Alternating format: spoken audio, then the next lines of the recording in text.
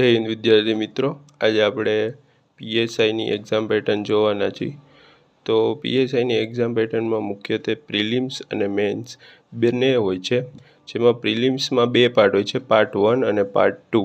Part 1માં 100 માર્કના MCQ હોય છે, જેમાં ગણિત, રિઝનિંગ, એપ્ટિટ્યૂડ, અને પાર્ટ 2માં 100 માર્કમાં હિસ્ટ્રી, કોન્સ્ટિટ્યૂટ, ઇકોનોમી જેવા સબ્જેક્ટ આવે છે.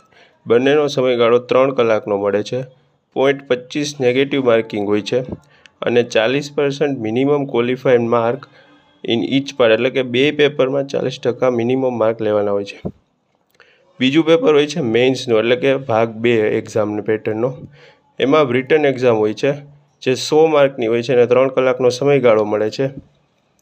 એક જ પેપર હોય છે અને જેમાં બે ભાગ હોય છે, ગુજરાતી અને ઇંગ્લિશ, એટલે કે ગુજરાતી લેંગ્વેજ અને ઇંગ્લિશ લેંગ્વેજનું લખવાની રિટન એક્ઝામ હોય છે, જે પછી 100 માર્કની હોય છે અને 3 કલાકનો સમય હોય છે.